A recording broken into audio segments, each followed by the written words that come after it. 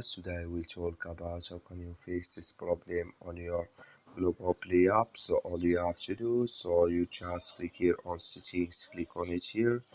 When you just click here on settings, it's going to show for you a list like this here. Then all you have to do, you just go down here, you keep going down, then you click here on apps, come to apps list here, and here you're looking for Globoplay app, or just click on search. Then here add Globoplay app, it's going to show for you like this, click on it. So then it's going to take you to, when you click on it, it's going to take you to this list here. Then here you click on full stop, then you click on OK. Then you go down, just click here on storage, come to storage list here. Just click on clear cache, then all you have to do, you just go to your Play Store, click here on Play Store.